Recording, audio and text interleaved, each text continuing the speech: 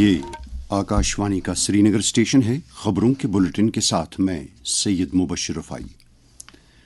जम्मू व कश्मीर असम्बली इंतखाबात के सिलसिले में 3 मराहिल में 90 नशस्तों के लिए डाले गए वोटों की गिनती 8 अक्टूबर मंगलवार को की जाएगी। वोट शुमारी के लिए तमाम तैयारियां मुकम्मल की गई हैं और वोटों की गिनती करने वाले अमले को ज़रूरी तरबियत भी दी गई है। वोट शुमारी के सभी मराकज़ पर निगरानी और सिक्योरिटी बढ़ा दी गई है।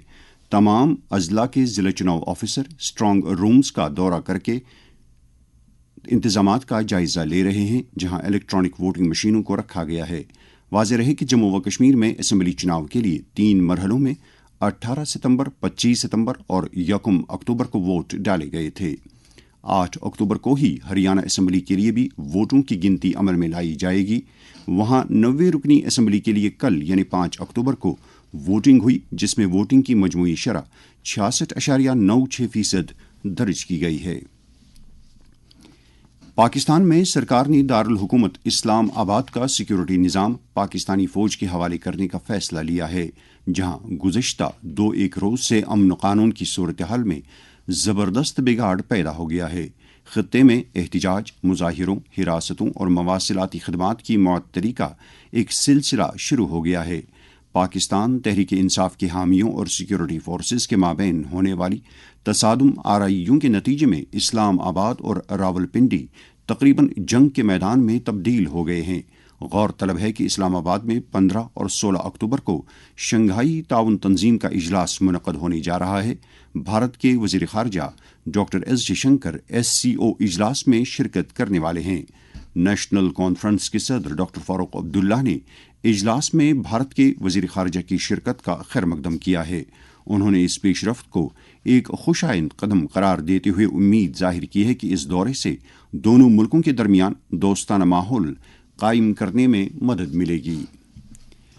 शुपियां ज़िले के नादीमर्ग ज़ैनापुरा इलाके में कल पंडित अक़ीदतमंदों की एक बड़ी तादाद ने अर्धनारेश्वर मंदिर में मूर्ति स्थापना पूजा में जोश खरोश से शिरकत की।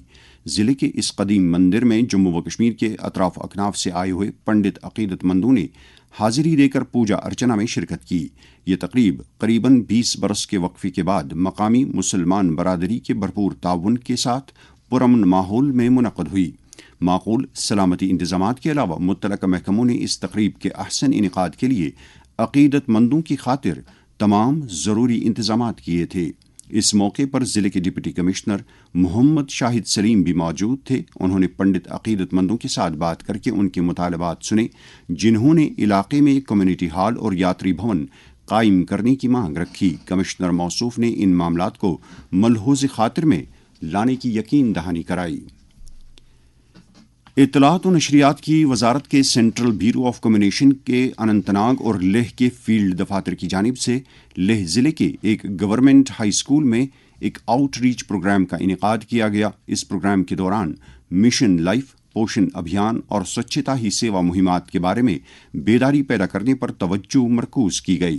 तकरीब पर मुख्तलिफ सरकारी महकमों से ताल्लुक़ रखने वाले रिसोर्स पर्सन्स ने कुछ अहम मामलात पर तबादले ख्याल किया।